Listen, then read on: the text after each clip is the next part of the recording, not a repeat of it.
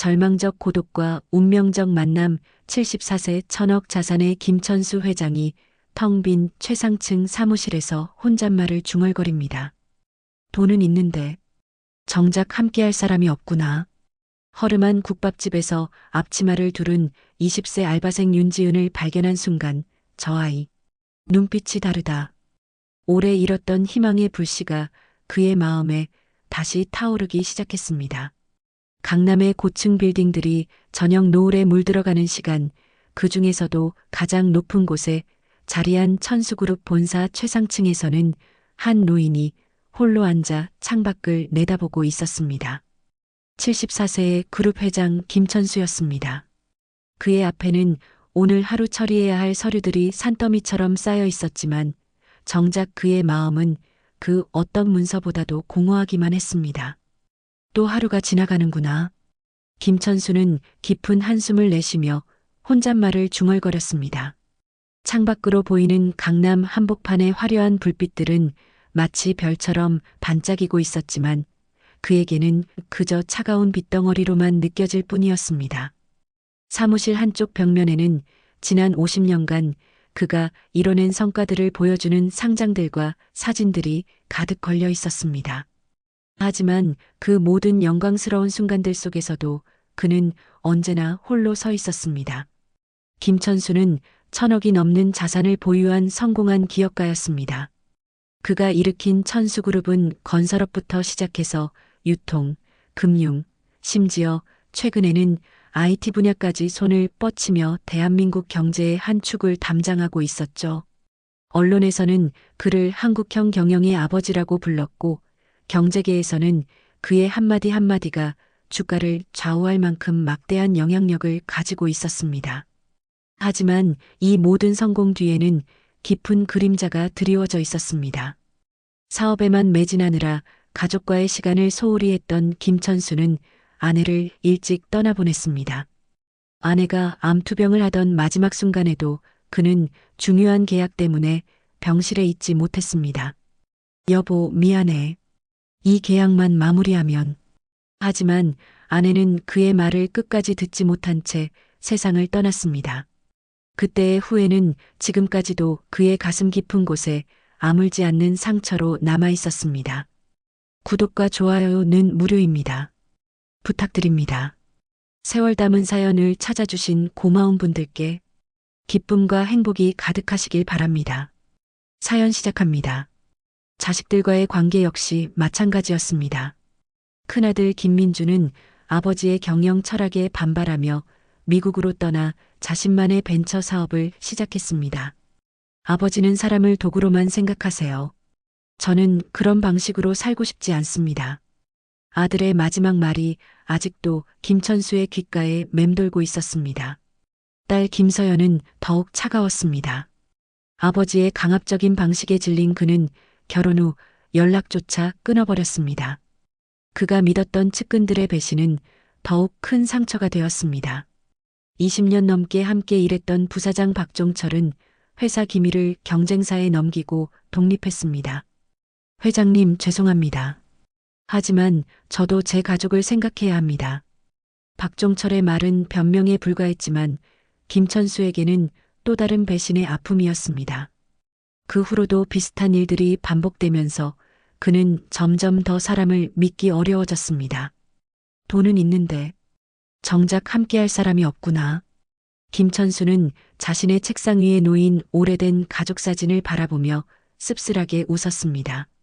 사진 속에는 젊은 시절의 그와 아내, 그리고 어린 자식들의 모습이 담겨 있었습니다.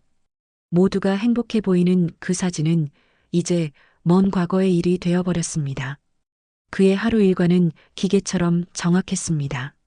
새벽 5시 30분에 기상해서 간단한 운동을 하고 6시 30분에 아침 식사를 마친 후 7시 30분이면 사무실에 도착했습니다.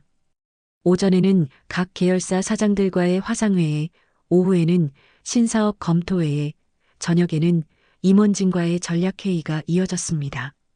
점심시간조차 업무 미팅으로 채워졌고 저녁 9시가 되어서야 하루 일과가 끝났습니다. 집으로 돌아가는 길 전용 차량 뒷좌석에서 김천수는 항상 같은 생각을 했습니다. 이렇게 살아서 뭐하나. 펜트하우스에 도착해도 그를 맞아주는 건 가정부가 차려놓은 저녁상뿐이었습니다. 50평이 넘는 거실에 홀로 앉아 저녁을 먹는 시간이 그에게는 가장 외로운 순간이었습니다. 가끔씩 그는 어린 시절을 그리워했습니다. 동대문 근처 작은 시장통에서 어머니와 함께 채소 장사를 했던 그때 말입니다. 비록 가난했지만 시장 상인들은 서로를 진짜 가족처럼 대했습니다. 천수야, 오늘 장사 어땠냐? 이모, 저희 어머니가 몸이 안 좋으시다고 전해달라고 하셨어요. 그런 소소한 대화들이 지금은 그리워졌습니다. 당시 어머니 이순자는 새벽 4시부터 일어나 도매시장에서 채소를 떼어왔습니다. 김천수는 학교 가기 전에 어머니를 도와 채소를 다듬고 진열하는 일을 도맡았습니다. 천수야, 장사는 정직하게 해야 한다. 손님을 속이면 안 돼. 어머니의 가르침은 단순했지만 진실했습니다. 하지만 성공의 길에서 그는 그런 순수함을 잃어버렸습니다. 중학교 때 어머니가 갑작스럽게 돌아가신 후 김천수는 혼자 살아남기 위해 무엇이든 했습니다. 신문 배달, 우유 배달, 공사장 막일까지. 그 과정에서 그는 강해졌지만 동시에 딱딱해졌습니다. 약하면 당한다. 강해져야 살아남는다. 그것이 그의 인생 철학이 되었습니다. 사업을 시작한 후에도 그는 냉정했습니다. 계약에서 조금이라도 손해를 보면 안 되었고 경쟁자들을 제치기 위해서는 수단과 방법을 가리지 않았습니다. 그 결과 천수그룹은 급성장했지만 그 과정에서 많은 사람들이 상처받았습니다. 하지만 그때는 성공만이 중요했습니다. 이제 74세가 된 김천수에게는 돈과 권력보다 중요한 것이 무엇인지 깨닫기 시작했습니다. 하지만 이미 늦었습니다. 가족도 친구도 믿을 만한 동료도 모두 떠나고 없었습니다. 거대한 제국의 꼭대기에서 그는 완전히 혼자였습니다. 밤이 깊어갈수록 그의 마음속 공허함은 더욱 커져만 갔습니다. 화려한 사무실의 불빛들이 하나둘 꺼져가는 것처럼 그의 마음속에도 어둠이 내려앉고 있었습니다. 며칠째 계속된 답답함에 김천수는 더 이상 사무실에 앉아 있을 수 없었습니다. 평소 같으면 집에 가서 혼자 저녁을 먹었겠지만 오늘은 달랐습니다. 오늘은 좀 다른 곳에 가보자. 그는 비서에게 연락했습니다. 오늘 저녁 일정은 모두 취소하고 운전기사도 필요 없어. 혼자 나가보겠네. 김천수는 오랜만에 지하철을 탔습니다. 수십 년 만에 타보는 지하철은 낯설면서도 어딘지 그리웠습니다. 사람들로 붐비는 지하철 안에서 그는 자신이 그냥 평범한 할아버지 한 명에 불과하다는 사실을 새삼 깨달았습니다. 아무도 그가 천수그룹의 회장이라는 걸 알아보지 못했습니다. 오히려 그것이 오랜만에 느끼는 자유로움이었습니다. 목적지는 동대문이었습니다. 어린 시절 어머니와 함께 장사를 했던 그 시장 근처 말입니다. 지하철에서 내려 골목길을 걸으니 옛 기억들이 되살아났습니다. 물론 50년 전과는 많이 달라져 있었지만 여전히 정겨운 분위기는 남아 있었습니다. 이곳도 많이 변했구나. 김천수는 추억에 잠긴 채 천천히 걸음을 옮겼습니다. 골목을 돌다가 그의 눈에 들어온 것은 할매 손맛 국밥집이라는 낡은 간판이었습니다. 허름하지만 정겨운 분위기의 작은 식당이었습니다. 문 앞에는 진짜 사골로 우린 육개장 30년 전통이라고 손글씨로 쓰인 메뉴판이 걸려 있었습니다. 김천수는 주저없이 안으로 들어갔습니다. 수십 년 만에 맡아보는 진짜 국밥 냄새가 그의 후각을 자극했습니다. 어서 오세요. 혼자 오셨어요? 50대 중반으로 보이는 사장 아주머니가 반갑게 인사했습니다. 김천수는 구석진 자리에 앉으며 육개장 한 그릇을 주문했습니다. 오랜만에 제대로 된 국밥을 먹어보고 싶어서요. 그의 말에 사장 아주머니는 환한 웃음을 지었습니다. 우리 집 육개장은 정말 맛있어요. 30년째 같은 맛으로 끓이고 있거든요. 잠시 후 김천수 앞에 놓인 육개장을 보는 순간 그는 깜짝 놀랐습니다. 그릇이 정말 푸짐했습니다. 고기도 넉넉하게 들어있고 국물도 진했습니다. 이걸 얼마에 파시는 거예요? 7,000원이에요. 사장 아주머니의 대답에 김천수는 더욱 놀랐습니다.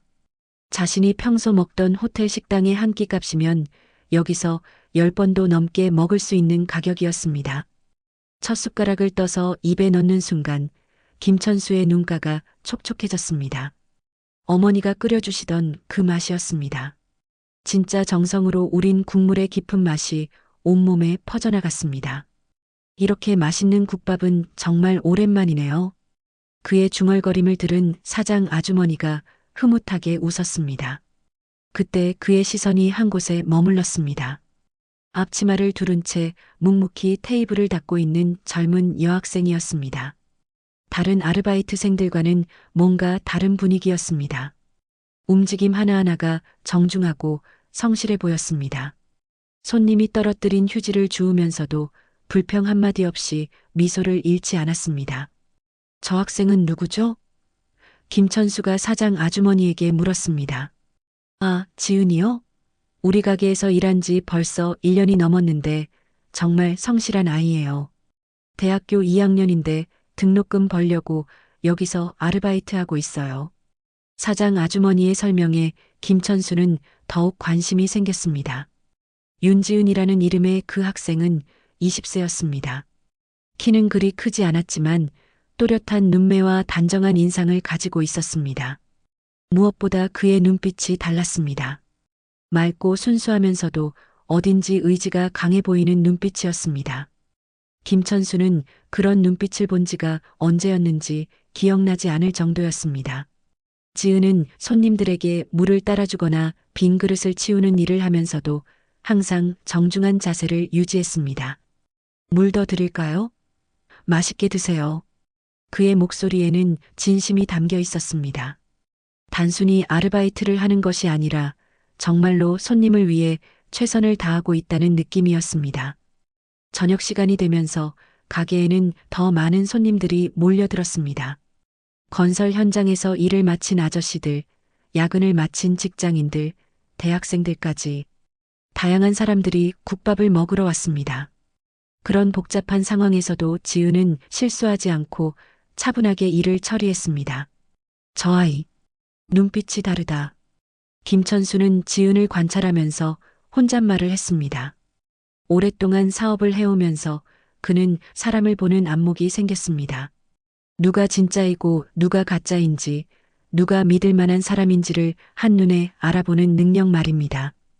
그런 그의 눈에 지은은 정말 특별해 보였습니다. 지은이 다른 테이블로 가는 모습을 보면서 김천수는 계속 관찰했습니다.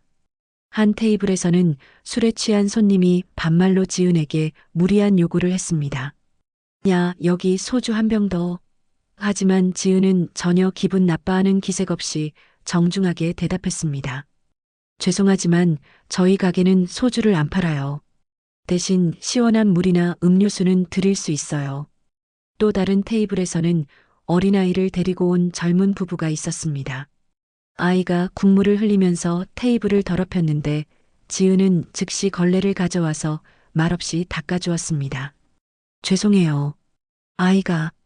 부부가 미안해하자 지은은 환한 웃음을 지으며 말했습니다. 괜찮아요. 아이들은 원래 그런 거예요. 맛있게 드시라고 전해주세요. 김천수는 그런 지은의 모습을 보면서 점점 더 감명받았습니다. 저런 마음가짐으로 일하는 젊은이를 본 지가 정말 오래되었습니다. 요즘 젊은 사람들은 대부분 쉬운 일만 하려 하고 조금이라도 힘들면 바로 그만두는 경우가 많았습니다. 하지만 지은은 달랐습니다. 가게가 문을 닫을 시간이 되자 지은은 바닥 청소까지 꼼꼼하게 했습니다. 구석구석 놓치는 곳 없이 깨끗하게 정리하는 모습을 보면서 김천수는 확신했습니다. 저 아이다. 내가 찾던 사람은 바로 저 아이야.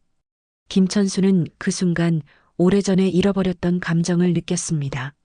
바로 희망이었습니다. 세상에는 아직도 진실하고 성실한 사람이 있다는 희망, 그리고 그런 사람에게 자신의 모든 것을 맡길 수 있을지도 모른다는 희망 말입니다. 계산을 하면서 김천수는 사장 아주머니에게 물었습니다. 지은이라는 학생, 정말 좋은 아이네요. 어떤 대학을 다니나요? 서울에 있는 대학교 경영학과 다녀요. 집안이 어려워서 학비를 스스로 벌고 있는데 정말 기특한 아이예요. 사장 아주머니의 말을 들으며 김천수의 마음속에는 어떤 계획이 떠오르기 시작했습니다. 그날 밤 집에 돌아온 김천수는 오랜만에 깊은 잠에 들었습니다. 마음속에 새로운 목표가 생겼기 때문이었습니다. 그날 이후 김천수는 거의 매일 그 국밥집을 찾았습니다. 물론 처음에는 사장 아주머니도 지은도 조금 의아해했습니다. 할아버지, 매일 오시네요? 우리 국밥이 그렇게 맛있어요? 사장 아주머니가 농담 반 진담 반으로 물었을 때 김천수는 웃으며 대답했습니다. 집에서 혼자 먹는 밥보다 여기가 훨씬 따뜻해요. 사실 김천수에게는 다른 목적이 있었습니다. 지은이라는 젊은이를 더 자세히 관찰하고 싶었던 것입니다. 그는 평생 사업을 하면서 사람을 판단하는 나름의 방법을 터득했습니다. 진짜 실력은 편안한 상황에서가 아니라 어려운 상황에서 드러난다는 것을 잘 알고 있었죠. 그래서 그는 은밀히 지은에게 작은 시험들을 던지기 시작했습니다. 첫 번째 시험은 우연을 가장한 것이었습니다. 김천수는 계산할 때 일부러 10,000원짜리 지폐 대신 50,000원권을 내밀었습니다. 계산기를 쓰지 않고 암산으로 거스름 돈을 계산해야 하는 상황이었습니다. 육개장 7,000원이니까 43,000원 거스름 돈 드릴게요. 지은은 잠깐의 망설임도 없이 정확한 금액을 계산해냈습니다. 그뿐만 아니라 돈을 셀 때도 꼼꼼하게 확인한 후에 건네주었습니다. 계산이 빠르네요. 김천수가 말하자 지은은 부끄러워하며 대답했습니다. 어렸을 때부터 엄마 가게 일을 도와서요. 암산은 좀 자신 있어요. 그 순간 김천수는 지은의 배경에 대해 더 궁금해졌습니다. 어려운 환경에서 자란 아이일수록 더 현실적이고 실용적인 능력을 갖게 되는 법이었습니다. 두 번째 시험은 며칠 후에 벌어졌습니다. 저녁 시간 피크타임에 술에 취한 중년 남성이 가게에 들어왔습니다. 아, 여기 소주 있어? 사장 아주머니가 없다고 하자 그 남성은 점점 목소리를 높였습니다. 그럼 맥주라도 있어야지. 국밥집에 술이 없으면 말이 돼? 다른 손님들이 불편해하기 시작했습니다. 지은은 그 상황을 차분하게 지켜보다가 그 남성에게 다가갔습니다. 손님, 죄송하지만 저희는 음식점 허가만 받은 곳이라 주류 판매는 안 해요. 대신 시원한 동치미 국물 서비스로 드릴까요? 해장해도 좋고 속도 편하실 거예요.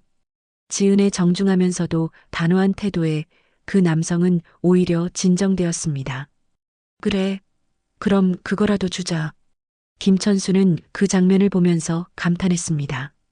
지은은 상대방을 자극하지 않으면서도 원칙을 지켰습니다. 게다가 대안까지 제시해서 상황을 원만하게 해결했습니다. 이런 위기관리 능력은 타고나는 것이었습니다. 세 번째 시험은 좀 더 직접적이었습니다.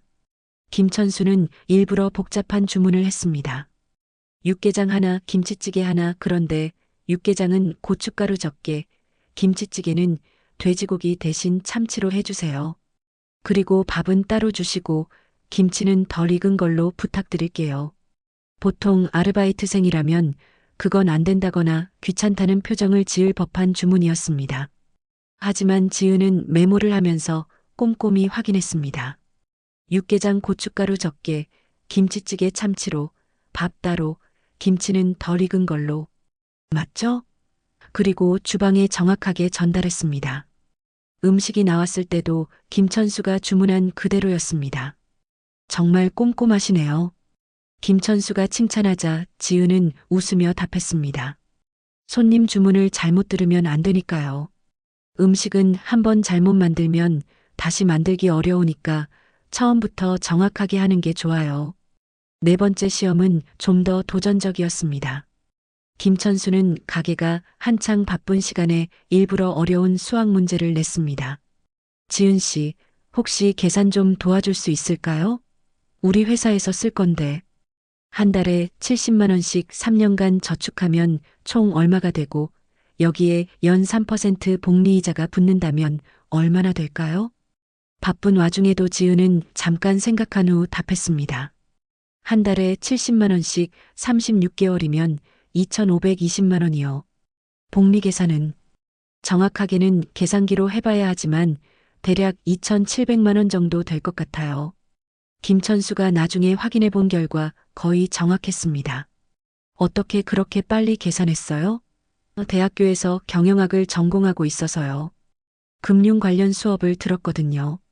그리고 아르바이트 하면서 생활비 계산을 자주 해서 숫자에 익숙해졌어요. 다섯 번째 시험은 도덕성에 관한 것이었습니다. 김천수는 일부러 지갑에서 5만 원권 한 장을 떨어뜨렸습니다. 지은이 그것을 발견했을 때 어떻게 행동하는지 보고 싶었습니다. 지은은 망설임 없이 그 돈을 주어서 김천수에게 가져다 주었습니다. 할아버지, 이거 떨어뜨리셨어요. 고마워요. 하지만 죽기 수고했으니까 10,000원 정도는 가져도 될 텐데? 김천수가 일부러 말했지만 지은은 고개를 저었습니다. 아니에요. 당연한 일을 했을 뿐이에요. 남의 돈을 가져가면 안 되죠. 여섯 번째 시험은 압박 상황에서의 대처 능력이었습니다. 김천수는 친구라고 소개한 사람 사실은 자신의 비서가 함께 가서 일부러 지은 앞에서 큰 소리로 다투는 연기를 했습니다. 이 계약건으로 우리 회사가 얼마나 손해를 봤는데 그건 제가 어떻게 할 수 있는 문제가 아니잖아요. 다른 손님들이 불편해하기 시작했을 때 지은이 조용히 다가왔습니다. 두 분 죄송하지만 다른 손님들이 불편해하시니까 좀 조용히 해주실 수 있을까요? 아니면 밖에서 이야기하시는 게 어떨까요? 지은의 정중하지만 단호한 요청에 김천수와 비서는 연기를 멈췄습니다. 마지막 시험은 인성에 관한 것이었습니다. 김천수는 일부러 몸이 불편한 척하면서 지은에게 도움을 요청했습니다. 지은 씨, 미안한데 잠깐 부축해 줄 수 있을까요? 다리가 좀 아파서. 지은은 즉시 자신의 일을 멈추고 김천수를 도왔습니다. 문 앞까지 부축해주고 택시까지 잡아주었습니다. 괜찮으세요? 병원 가보시는 게 좋을 것 같은데. 지은의 진심 어린 걱정에 김천수는 마음이 따뜻해졌습니다. 고마워요. 덕분에 괜찮아졌어요. 이 모든 시험들을 통해 김천수는 확신했습니다. 지은은 정직하고 성실하며 똑똑하고 도덕적이며 위기 상황에 침착하게 대처할 수 있는 능력까지 갖추고 있었습니다. 무엇보다 진심으로 다른 사람을 배려할 줄 아는 따뜻한 마음을 가지고 있었습니다. 저 상황에서 어떻게 대처할까? 김천수가 던진 모든 시험에서 지은은 완벽하게 답을 보여주었습니다. 김천수는 마침내 결심했습니다. 얘다. 내가 찾던 후계자는 바로 이 아이야. 하지만 이제 더 어려운 단계가 남아 있었습니다. 과연 지은이 자신의 제안을 받아들일 것인가, 그리고 주변 사람들이 이를 어떻게 받아들일 것인가 하는 문제였습니다. 지은에 대한 확신을 얻은 김천수는 더 이상 미룰 수 없다고 생각했습니다. 그는 며칠간 어떻게 접근할지 고민했습니다. 갑자기 정체를 밝히고 거대한 제안을 한다면 지은이 당황할 것이 뻔했기 때문이었습니다. 하지만 시간을 너무 끌 수도 없었습니다. 이미 74세인 그에게 남은 시간이 많지 않았기 때문입니다. 어느 조용한 오후 가게에 손님이 별로 없을 때 김천수는 지은을 불러 앉혔습니다. 지은 씨, 잠깐 시간 있나요? 할아버지가 할 이야기가 있어요. 지은은 고개를 갸웃하며 김천수 맞은편에 앉았습니다. 네, 뭔데요? 김천수는 깊은 숨을 쉬었습니다. 사실 저는 그냥 평범한 할아버지가 아니에요. 그는 천천히 자신의 정체를 밝혔습니다. 천수그룹이라고 들어봤나요? 지은의 눈이 커졌습니다. 네, 그 유명한. 제가 그 회사의 회장입니다. 지은은 잠시 말을 잇지 못했습니다. 매일 국밥을 먹으러 오던 친근한 할아버지가 대한민국 최고 기업 중 하나의 수장이라니 믿기 어려웠습니다. 정말이세요? 네, 정말입니다. 명함이라도 드릴까요? 김천수가 지갑에서 명함을 꺼내자 지은은 더욱 놀랐습니다. 왜? 왜 저에게 이런 말씀을 하시는 거죠? 지은의 목소리가 떨렸습니다. 김천수는 진심을 담아 말했습니다. 지난 몇 주간 지은 씨를 지켜보면서 확신했어요. 당신이야말로 제가 찾던 사람이라고 말이에요.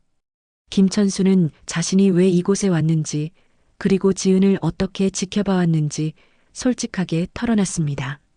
저는 평생 사업만 하느라 정작 중요한 것들을 놓쳤어요. 가족도, 친구도, 진실한 사람들도. 하지만 지은 씨를 보면서 희망을 느꼈어요. 아직도 세상에는 정직하고 성실한 사람이 있구나 하고요. 하지만 저는 그냥 아르바이트하는 대학생일 뿐인데요. 지은은 당황스러워했습니다. 김천수는 고개를 저었습니다. 아니에요. 지은 씨는 특별해요. 위기 상황에서 침착하게 대처하는 능력, 정확한 판단력, 그리고 무엇보다 따뜻한 마음. 이 모든 것이 진짜 리더의 자질이에요. 김천수는 본격적으로 제안을 꺼냈습니다. 내가 원한다면 내 회사를 맡길 준비가 되어 있어요. 이 말을 들은 지은은 완전히 얼어붙었습니다. 회장님, 그런 말씀 농담으로라도 하시면 안 돼요. 저는 정말 농담이 아니에요. 물론 하루아침에 이뤄질 일은 아니죠. 몇 년간 준비 기간을 거쳐야 합니다. 대학도 마저 졸업하고 회사 업무도 차근차근 배워야 하고요. 하지만 제 생각은 확고해요. 지은은 머리가 복잡해졌습니다. 회장님, 이해가 안 돼요. 저 같은 사람을 왜 그렇게까지. 왜냐하면 지은 씨에게는 돈으로 살 수 없는 것이 있기 때문이에요. 바로 진실함이요. 요즘 사람들은 이익만 쫓아가지만 지은 씨는 다르잖아요. 그때 가게 밖에서 웅성거리는 소리가 들렸습니다. 누군가가 김천수의 차를 보고 수군거리고 있었습니다. 저 비싼 차 누구 거야? 천수그룹 회장 차래. 소문은 생각보다 빨리 퍼졌습니다. 이튿날부터 국밥집 주변 분위기가 달라지기 시작했습니다. 동네 사람들이 수군거렸습니다. 그 젊은 아가씨가 재벌 회장이랑 뭔 사이래?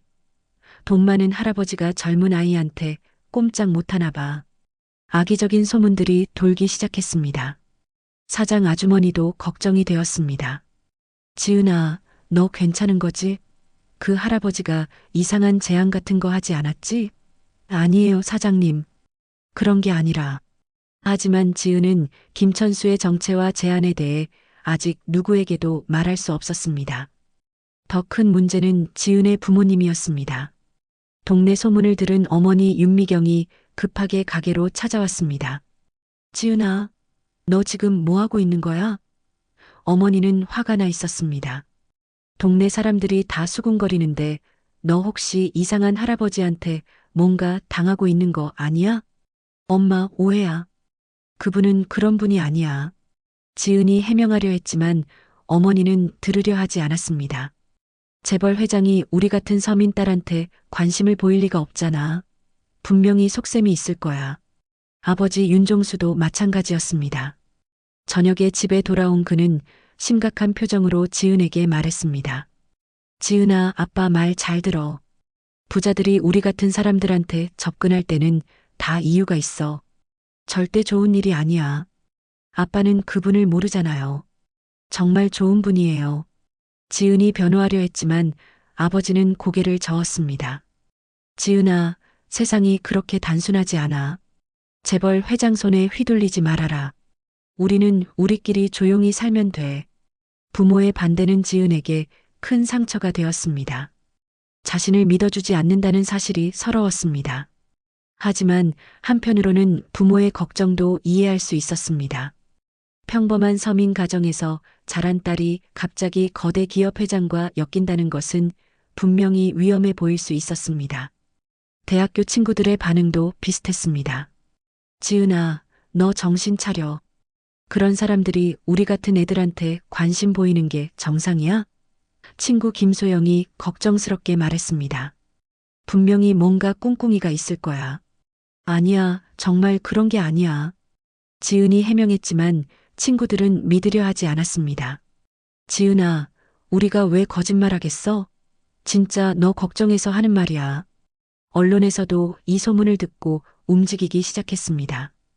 한 주간지 기자가 국밥집 근처에서 취재를 시작했습니다. 천수그룹 김천수 회장이 동대문 국밥집에서 젊은 여대생과 미래 같은 제목의 기사 준비가 시작되었습니다. 김천수도 이런 상황을 예상하지 못했던 것은 아니었습니다. 하지만 생각보다 빨리 그리고 악의적으로 소문이 퍼지는 것에는 놀랐습니다. 역시 사람들은 순수한 동기를 믿지 않는구나. 회사 임원들도 수군거리기 시작했습니다. 회장님이 요즘 이상해지셨다는데 나이가 드시니까 판단력이 이런 소문들이 임원진 사이에서 돌기 시작했습니다. 지은은 점점 힘들어했습니다. 순수했던 일상이 갑자기 복잡해졌습니다. 가게에서 일할 때마다 사람들의 시선을 느껴야 했고 부모님의 걱정스러운 눈빛을 견뎌야 했습니다. 친구들의 의심스러운 시선도 마찬가지였습니다. 어느 날 저녁 지은은 마침내 김천수에게 말했습니다. 회장님, 미안해요. 하지만 이 모든 게 너무 부담스러워요. 저는 그냥 평범하게 살고 싶어요. 눈물이 그의 눈가에 맺혔습니다. 김천수는 지은의 마음을 이해했습니다. 하지만 포기할 수는 없었습니다. 지은 씨, 저도 이런 상황이 어려울 걸 알고 있었어요. 하지만 진짜 가치 있는 일은 항상 어려운 법이에요. 하지만 제 가족들이 너무 걱정하고 있어요. 그리고 사람들이 저를 이상하게 봐요. 지은의 목소리가 떨렸습니다. 순수했던 제안은 이제 거센 파도 속에서 흔들리기 시작했습니다. 김천수와 지은 둘 다 예상보다 훨씬 큰 어려움에 직면하게 되었습니다. 김천수와 지은 사이의 이야기가 조용히 퍼져나가던 중 예상보다 훨씬 큰 폭풍이 몰아치기 시작했습니다. 천수그룹 내부에서는 임원들 사이에 심각한 논란이 일고 있었습니다. 부사장 최명호가 다른 임원들을 모아놓고 긴급회의를 열었습니다. 여러분, 이 상황을 그냥 두고 볼 수는 없습니다. 최명호는 심각한 표정으로 말했습니다. 회장님이 시장 알바생을 후계자로 생각하신다는 소문이 사실이라면 이는 우리 회사에 치명적인 타격이 될 것입니다. 다른 임원들도 고개를 끄덕였습니다. 전무 이재호가 거들었습니다. 그 여학생이 경영학과라고는 하지만 실무 경험이 전혀 없지 않습니까? 수십조 규모의 기업을 맡기겠다는 건 정말 말도 안 되는 일입니다. 상무 박영석도 동조했습니다. 저희가 수십 년간 쌓아온 경험과 노하우를 무시하는 처사입니다. 어떠세요? 몰입되고 계신가요?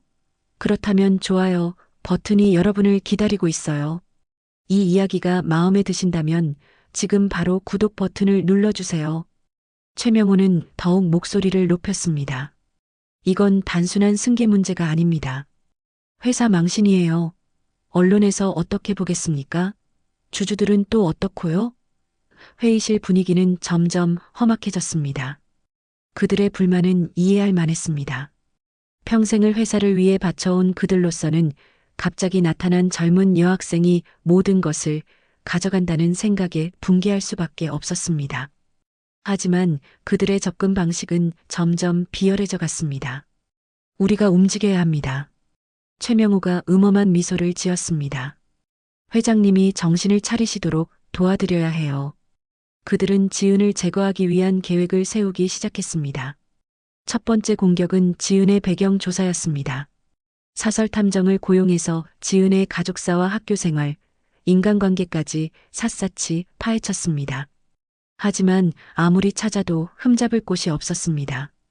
지은은 정말로 성실하고 모범적인 학생이었습니다. 그러자 그들은 다른 방법을 택했습니다. 언론 플레이였습니다. 최명호는 친분이 있는 기자들에게 연락했습니다. 김천수 회장이 요즘 좀 이상해요. 나이가 들어서 판단력이 흐려진 것 같아요. 이런 식으로 은근히 김천수의 정신 상태에 의문을 제기하기 시작했습니다. 며칠 후 한 경제 전문지에 기사가 실렸습니다. 천수그룹 김천수 회장, 최근 돌발 행동 잦아져. 임원진 우려 표명. 기사는 직접적으로 지은을 언급하지는 않았지만 김천수의 비정상적인 행동에 대해 암시했습니다. 기사가 나간 후 더 큰 파문이 일었습니다. 주가가 흔들리기 시작했고 주주들이 불안해했습니다. 회장이 치매가 온 것 아니냐는 기사까지 나오기 시작했습니다. 인터넷 댓글에는 더욱 악의적인 추측들이 난무했습니다. 지은은 이 모든 상황에 압도당했습니다. 대학교에서도 소문이 돌기 시작했습니다. 윤지은이 재벌 회장한테 뭔가 받고 있다더라. 돈 때문에 할아버지한테 붙었나 봐. 근거 없는 소문들이 마치 사실인 양 퍼져나갔습니다. 친구들도 하나둘 지은을 멀리하기 시작했습니다. 지은아, 미안한데 요즘 너랑 같이 다니면 사람들이 이상하게 봐서. 가장 친했던 친구마저 그렇게 말하자 지은은 깊은 상처를 받았습니다. 가장 힘든 것은 부모님의 반응이었습니다. 아버지 윤종수는 회사에서 동료들에게 놀림을 받았습니다. 종수야, 내 딸이 대박 났다면서 재벌 회장 후원 받는다고? 조롱 섞인 말들에 아버지는 집에 와서 화를 냈습니다. 지은아, 당장 그 가게 그만둬. 아버지의 호통에 지은은 눈물을 흘렸습니다. 아빠, 정말 오해야. 그분은 오해고 뭐고 없어. 재벌 회장 손에 휘둘리지 말아라. 우리는 우리끼리 조용히 살면 돼. 어머니도 마찬가지였습니다. 지은아, 엄마도 젊을 때가 있었어. 돈 많은 남자들이 어떤 사람들인지 알아. 처음에는 좋은 말로 접근하지만 나중에는 다 자기 이익만 챙기게 돼 있어. 지은은 밤마다 울었습니다. 김천수 회장이 정말 좋은 분이라는 걸 알고 있었지만 주변 사람들이 모두 반대하니 혼란스러웠습니다. 내가 잘못 판단한 걸까? 의심이 들기 시작했습니다. 학교에서도 상황은 마찬가지였습니다. 교수들까지 지은을 이상하게 바라보기 시작했습니다. 윤지은 학생, 요즘 수업 집중 안 되는 것 같은데 괜찮아? 교수의 걱정 어린 말에도 지은은 제대로 답할 수 없었습니다. 더 큰 충격은 언론 보도였습니다. 천수그룹 승계 구조 혼란, 회장의 돌발 행동 논란, 이런 제목의 기사들이 연일 쏟아져 나왔습니다. 기사에는 신뢰할 수 없는 정보통에 따르면이라는 전제를 달고 지은과 김천수의 관계에 대한 추측들이 담겨 있었습니다. 김천수는 이런 상황을 보며 분노했습니다. 하지만 동시에 자책하기도 했습니다. 내 욕심 때문에 순수한 아이가 상처받고 있구나. 그는 지은을 보호하고 싶었지만 오히려 자신의 존재가 지은에게 독이 되고 있다는 사실이 괴로웠습니다. 마침내 지은이 결심을 했습니다. 어느 날 저녁 가게 문을 닫은 후 지은은 눈물을 흘리며 김천수를 찾아갔습니다. 천수그룹 본사 앞에서 그를 기다리고 있었습니다. 회장님, 지은의 목소리는 떨리고 있었습니다. 저 때문에 회장님이 욕을 먹으시잖아요. 회사도 힘들어지고 사람들도 회장님을 이상하게 보고. 눈물이 멈추지 않았습니다. 김천수는 지은의 어깨를 가만히 토닥였습니다. 괜찮아요, 지은 씨. 이런 일들은 예상했던 거예요. 하지만 지은은 고개를 저었습니다. 아니에요. 이제 그만두겠습니다. 회장님의 제안 정말 고맙지만 저는 그런 큰 그릇이 아닌 것 같아요.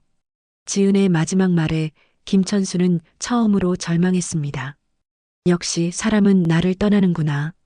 김천수의 마음속에 다시 어둠이 내려앉았습니다.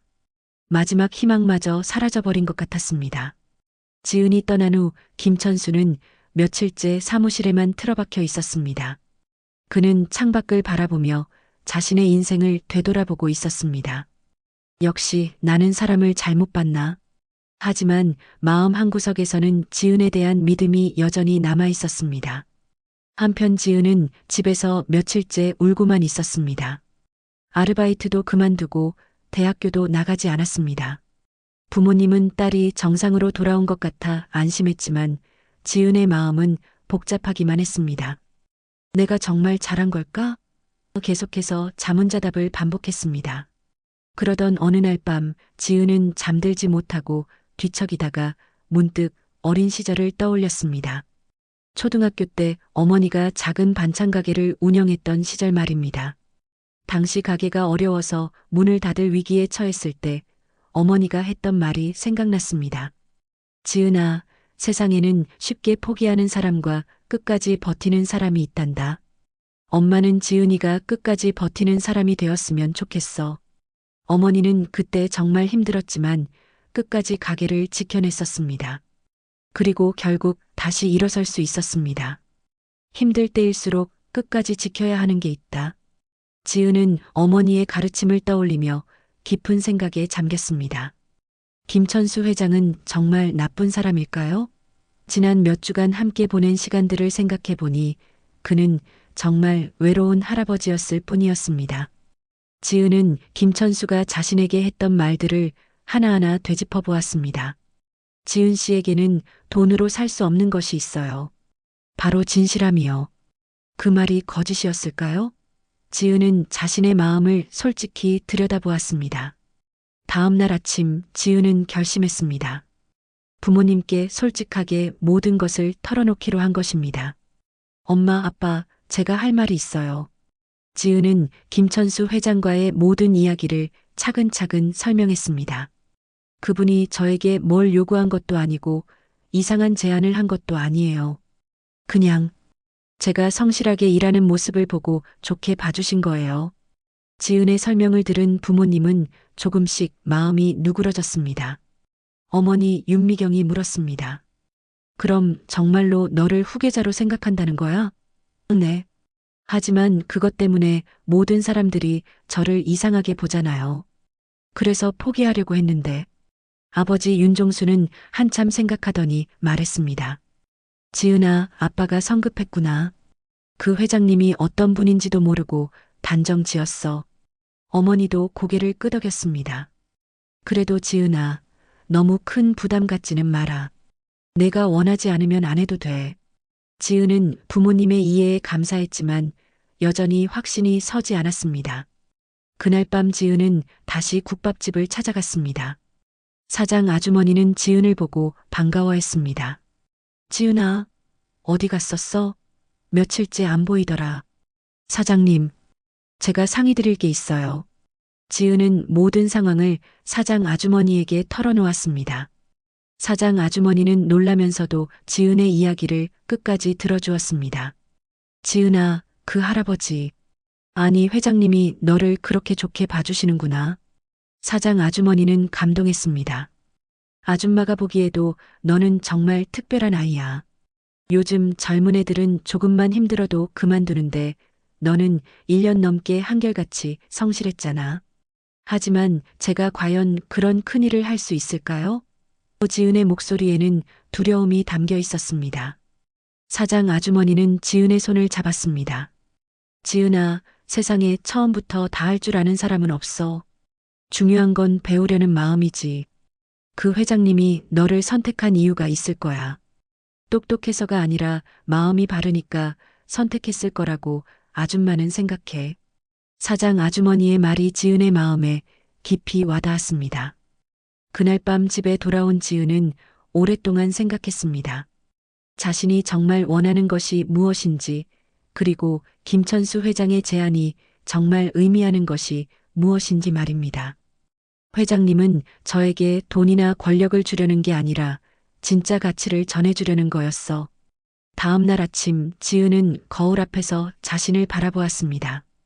윤지은, 너는 어떤 사람이 되고 싶어? 거울 속의 자신에게 물었습니다. 그 순간 답이 명확해졌습니다. 어려움을 피해서 도망치는 사람이 아니라 끝까지 맞서서 이겨내는 사람이 되고 싶었습니다. 지은은 다시 용기를 냈습니다. 김천수를 찾아가기로 결심한 것입니다. 하지만 이번에는 다른 마음가짐이었습니다. 동정심이나 의무감이 아니라 진정으로 배우고 싶다는 열정 때문이었습니다. 오후에 지은은 천수그룹 본사를 찾았습니다. 로비에서 김천수에게 연락했습니다. 회장님, 지은입니다. 할 말이 있어서 왔는데 시간 괜찮으시면 만나뵐 수 있을까요? 김천수는 놀라면서도 기뻤습니다. 물론이지요. 지금 올라오세요. 하지만 마음 한편으로는 또 다른 거절을 들을까봐 걱정되기도 했습니다. 최상층 사무실에서 만난 두 사람. 지은은 김천수 앞에 앉으며 깊은 숨을 쉬었습니다. 그리고는 예상과 다른 말을 했습니다. 회장님, 저 포기하지 않겠습니다. 지은의 단호한 목소리에 김천수는 깜짝 놀랐습니다. 지은 씨, 저를 믿어주세요. 비록 어리고 경험이 부족하지만 배우겠습니다. 열심히 배워서 회장님의 기대에 부응하겠습니다. 지은은 무릎을 꿇고 정중하게 인사했습니다. 제자로 받아주세요. 그 순간 김천수의 눈시울이 붉어졌습니다. 그래, 내가 진짜 내 사람이다. 그날부터 김천수와 지은은 진정한 사제관계로 새롭게 시작했습니다. 이제 더 큰 시련이 기다리고 있었지만 두 사람은 함께 맞설 준비가 되어 있었습니다. 지은이 다시 돌아온 후 김천수는 본격적인 준비에 들어갔습니다. 하지만 회사 내부의 반발은 더욱 거세졌습니다. 부사장 최명호를 비롯한 임원들은 이번이 마지막 기회라고 생각하며 결정적인 수를 두기로 했습니다. 이사회를 열어야 합니다. 최명호가 다른 임원들에게 말했습니다. 회장님의 판단력에 문제가 있다는 것을 공식적으로 제기해야 해요. 전무 이재호도 동조했습니다. 주주들도 불안해하고 있고 언론에서도 계속 문제 제기를 하고 있지 않습니까? 그들은 긴급 이사회 소집을 요청했습니다. 안건은 경영진 교체에 관한 건이었습니다. 사실상 김천수를 몰아내려는 쿠데타였습니다. 김천수는 이런 움직임을 예상하고 있었지만 막상 현실이 되니 씁쓸했습니다. 회장님, 어떻게 하시겠습니까? 비서 한영수가 걱정스럽게 물었습니다. 김천수는 잠시 생각하더니 말했습니다. 이사회를 열자. 하지만 내 조건이 있어. 지은이도 참석시키고 싶다. 하지만 지은 씨는 아직 회사 직원도 아닌데. 상관없어. 이 모든 일의 당사자니까 함께 있어야 해. 김천수의 결심은 확고했습니다. 이사회 소집 소식이 알려지자 언론이 들썩였습니다. 천수그룹 내부 권력 투쟁 본격화, 김천수 회장 퇴진 압박받나 같은 제목의 기사들이 쏟아져 나왔습니다. 주가도 요동쳤습니다. 지은은 이 소식을 듣고 두려웠습니다. 쟤 때문에 회장님이 이런 일을 겪으시는구나. 하지만 김천수는 오히려 지은을 안심시켰습니다. 지은 씨, 이런 일은 언젠가 벌어질 일이었어요. 지금이 오히려 좋은 기회일지도 몰라요. 무슨 말씀이세요? 진짜와 가짜를 구분할 수 있는 기회 말이에요. 누가 회사를 위하는 사람이고 누가 자신의 이익만 챙기는 사람인지 확실하게 알 수 있거든요. 이사회 전날 밤 김천수는 지은과 함께 마지막 준비를 했습니다. 지은 씨, 내일 이사회에서 당신이 직접 이야기해야 해요. 제가요? 하지만 저는 아직 괜찮아요. 있는 그대로의 모습을 보여주면 돼요. 진실한 마음으로 말하면 분명 통할 거예요. 드디어 이사회 당일이 되었습니다. 천수그룹 본사 대회의실에는 이사진과 임원들, 그리고 일부 언론 관계자들까지 모였습니다. 긴장감이 팽팽했습니다.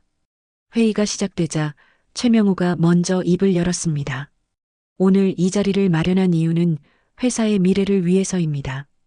최근 회장님의 일련의 행동들이 회사에 악영향을 미치고 있습니다. 다른 임원들도 하나둘 거들기 시작했습니다. 시장 알바생을 후계자로? 말도 안 됩니다. 회사를 사적으로 이용하는 것 아닙니까? 주주들의 이익을 생각해야 합니다. 거센 비판이 쏟아졌습니다. 김천수는 조용히 이들의 말을 들었습니다. 그리고 차례가 되자 천천히 일어났습니다. 여러분의 말을 다 들었습니다. 이제 제가 말할 차례군요. 회의실이 조용해졌습니다. 여러분은 지은 씨를 시장 알바생이라고 말하십니다. 맞습니다. 지은 씨는 시장에서 아르바이트를 하는 평범한 대학생입니다. 김천수가 말을 이어갔습니다. 하지만 그 평범함 속에 것이 있습니다. 김천수는 지난 몇 주간 지은을 관찰하며 본 것들을 하나하나 이야기했습니다. 어려운 상황에서도 굴복하지 않는 의지, 정직한 마음가짐, 다른 사람을 배려하는 따뜻함. 이런 것들이야말로 진짜 리더십 아닙니까? 하지만 경험이 이재호가 반박하려 했지만 김천수가 손으로 제지했습니다. 경험은 배우면 됩니다. 하지만 마음가짐은 타고나는 것이에요. 그리고 지은 씨에게는 그것이 있습니다. 이때 김천수가 지은에게 손짓했습니다. 지은 씨, 일어서서 여러분께 인사드려요. 지은은 떨리는 마음으로 일어섰습니다. 모든 시선이 그에게 집중되었습니다. 지은은 깊은 숨을 쉬고 말했습니다. 안녕하십니까? 저는 윤지은입니다. 목소리는 떨렸지만 또렷했습니다. 저는 시장의 딸로 자랐습니다. 어려서부터 부모님이 땀 흘려 일하시는 모습을 보며 자랐습니다. 그 과정에서 배운 것이 있습니다. 성실과 정직은 돈보다 값진 자산이라는 것입니다. 지은의 말에 회의실이 조용해졌습니다. 물론 저는 아직 많이 부족합니다. 경험도 없고 아는 것도 많지 않습니다. 하지만 배우고 싶습니다. 회장님께서 보여주신 그 가치들을 제대로 이어받고 싶습니다. 지은의 목소리에 진심이 담겨 있었습니다. 저 혼자 하겠다는 게 아닙니다. 여러 선배님들과 함께 회사를 더욱 발전시키고 싶습니다. 지은의 말이 끝나자 김천수가 다시 일어났습니다. 여러분, 들으셨죠? 이 아이는 권력이나 돈을 원하는 게 아닙니다. 진정으로 배우고 싶어 하고 함께 일하고 싶어 합니다. 김천수는 떨리는 손으로 지은의 어깨에 손을 얹었습니다. 내가 가진 전 재산보다 소중한 건 바로 이 사람입니다. 김천수의 목소리가 울렸습니다. 지은 씨 안에는 우리가 잃어버린 것들이 있어요. 진실함, 겸손함, 그리고 다른 사람을 향한 따뜻한 마음. 회의실의 분위기가 변하기 시작했습니다. 처음에는 적대적이었던 임원들의 표정도 조금씩 누그러졌습니다. 지은의 진솔한 모습에 마음이 움직인 것이었습니다. 물론 하루아침에 이뤄질 일은 아닙니다. 김천수가 계속 말했습니다. 몇 년간의 준비 기간이 필요하고 여러분의 도움도 절실합니다. 하지만 저는 확신합니다. 이 아이야말로 우리 회사의 미래입니다. 순간 회의실이 숙연해졌습니다. 그동안 반대했던 임원들조차 더 이상 반박하지 못했습니다. 지은의 진심과 김천수의 확신이 그들의 마음을 움직인 것이었습니다. 마침내 최명우가 입을 열었습니다. 회장님, 그리고 지은 씨, 저희가 성급했습니다. 그의 목소리에는 진심이 담겨 있었습니다. 다시 한번 기회를 주십시오. 이사회는 김천수의 승리로 끝났습니다. 하지만 진짜 승리는 지은이 보여준 진실한 모습이었습니다. 그날 이후 회사 분위기가 완전히 바뀌었습니다. 이사회 이후 3년이 흘렀습니다. 지은은 대학을 졸업하고 천수그룹에서 인턴부터 시작해서 차근차근 실무를 배워나갔습니다. 김천수는 지은에게 회사의 모든 것을 가르쳤습니다. 경영 전략부터 시작해서 인사관리, 재무관리, 심지어 위기관리까지 말입니다. 지은 씨, 숫자만 보면 안 돼요. 숫자 뒤에 숨어 있는 사람들의 이야기를 봐야 합니다. 김천수는 매일같이 지은에게 경영 철학을 전수했습니다. 기업의 진짜 자산은 건물이나 기계가 아니라 사람이에요. 지은은 스펀지처럼 모든 것을 흡수했습니다. 아침 일찍 출근해서 밤늦게까지 공부했습니다. 주말에도 김천수와 함께 공장을 돌아보고 직원들과 대화를 나누며 현장의 목소리를 들었습니다. 현장에서 나는 소리를 놓치면 큰일 납니다. 임원실에 앉아있기만 해서는 진짜 문제를 알 수 없어요. 처음에는 의심의 눈초리로 바라보던 직원들도 점차 지은을 인정하기 시작했습니다. 지은은 누구보다 먼저 출근하고 늦게 퇴근했습니다. 그리고 어떤 일이든 직접 발로 뛰어다니며 확인했습니다. 과장님, 이 부분 좀 더 자세히 설명해 주실 수 있을까요? 지은의 겸손한 자세에 베테랑 직원들도 마음을 열었습니다. 특히 현장 직원들은 지은을 좋아했습니다. 공장 바닥에서 일하는 작업자들과도 거리낌 없이 대화를 나누었고 그들의 어려움을 직접 들어주었습니다. 사장님이 우리 이야기를 이렇게 직접 들어주시다니. 한 베테랑 기술자가 감동해서 말했습니다. 김천수는 그런 지은의 모습을 보며 흐뭇해했습니다. 저렇게 현장과 소통하는 것, 그게 바로 진짜 리더십이야. 자신이 젊었을 때도 그렇게 했었지만 언젠가부터 임원실에만 앉아 보고서로만 회사를 파악하게 되었던 것을 반성했습니다. 2년째가 되면서 지은은 본격적인 프로젝트를 맡게 되었습니다. 신규 사업 개발팀장을 맡아 젊은 직원들과 함께 새로운 아이디어를 구상하는 일이었습니다. 우리 회사도 시대에 맞게 변해야 해요. 지은은 젊은 감각으로 회사에 새로운 바람을 불어넣었습니다. 환경 친화적인 건설 자재 개발, 소상공인을 위한 금융 서비스 확대, 지역사회와 함께하는 상생 프로그램까지 지은이 제안한 사업들은 모두 사람을 중심에 둔 것들이었습니다. 이익만 추구하는 게 아니라 사회에 도움이 되는 사업을 해야 한다고 생각해요. 김천수는 지은의 이런 생각에 깊이 공감했습니다. 내가 젊었을 때 가졌던 꿈이 바로 이런 거였는데 어느새 그는 지은을 통해 자신의 잃어버린 초심을 되찾고 있었습니다. 3년째 되는 해 지은은 마침내 이사로 승진했습니다. 이제 공식적으로 후계자 수업을 받을 자격을 갖춘 것이었습니다. 승진 발표 당일 회사 전체가 축하 분위기였습니다. 처음에는 반대했던 임원들도 이제는 지은을 진심으로 축하했습니다. 지은 이사님 축하드립니다. 최명우가 진심으로 축하했습니다.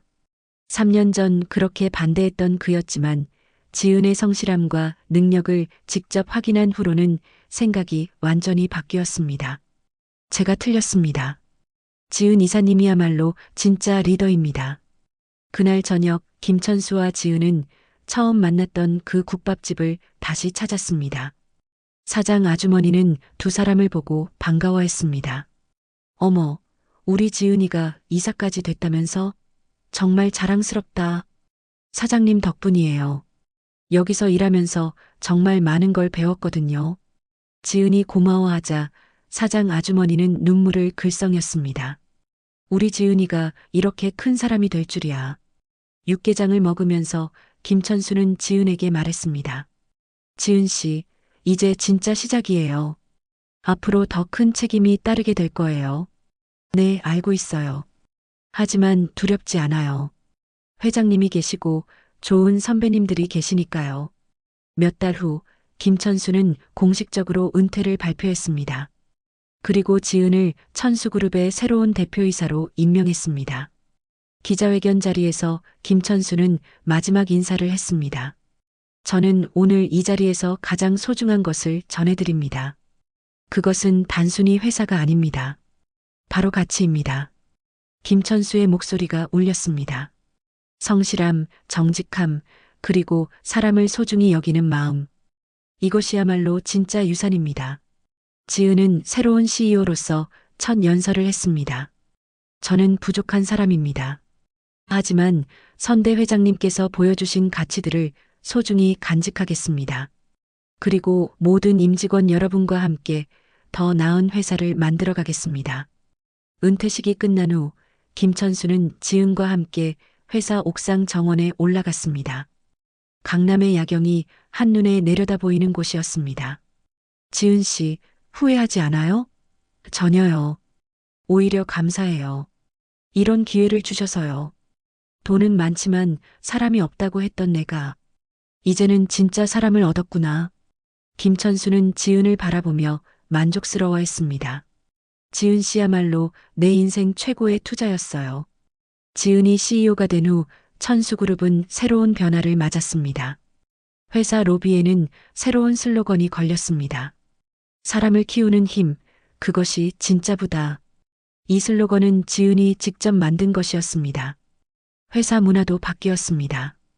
임원들과 직원들 간의 소통이 늘어났고 현장 직원들의 목소리가 경영진에게 직접 전달되는 시스템이 만들어졌습니다. 사회공헌 활동도 확대되어 지역 소상공인들을 돕는 프로그램들이 시작되었습니다. 몇 년 후 지은의 경영 성과가 언론에 크게 보도되었습니다. 천수그룹, 지속가능 경영 1위 달성, 직원 만족도 업계 최고 수준 같은 기사들이 나왔습니다. 주가도 사상 최고치를 기록했습니다. 김천수는 은퇴 후 작은 사회복지재단을 운영하며 여생을 보내고 있었습니다. 가끔 지은이 찾아와서 경영 조언을 구하면 기꺼이 도와주었지만 대부분의 결정은 지은이 스스로 내리도록 했습니다. 어느 날 저녁 김천수는 예전에 자주 가던 그 국밥집을 다시 찾았습니다. 사장 아주머니는 여전히 반갑게 맞아주었습니다. 회장님, 오랜만이에요. 지은이 소식 들었어요. 정말 잘 됐네요. 네, 정말 잘 커졌어요. 김천수는 흐뭇한 미소를 지었습니다. 지은 씨 덕분에 제가 더 많은 걸 배웠어요. 육개장을 먹으면서 그는 깊은 만족감을 느꼈습니다. 그날 밤 집에 돌아온 김천수는 오랜만에 편안한 잠에 들었습니다. 이제 더 이상 외롭지 않았습니다. 비록 혈연은 아니었지만 진정으로 자신의 가치를 이어받을 사람을 찾았기 때문입니다. 시청자 여러분들의 마음에도 깊은 울림이 전해지기를 바라며 김천수와 지은의 이야기는 이렇게 막을 내립니다. 진정한 부는 돈이 아니라 사람이라는 메시지와 함께 말입니다. 오늘 이야기는 어떠셨나요? 감동받으셨다면 좋아요와 구독 부탁드립니다. 더 많은 감동 실화가 궁금하시다면 구독과 알림 설정 꼭 해주세요. 다음 영상에서 또 만나요. 댓글로 여러분의 생각을 들려주세요. 구독자 여러분의 이야기가 늘 기다려집니다. 이 채널이 여러분의 하루에 작은 감동이 되길 바랍니다. 구독과 좋아요로 응원해주세요.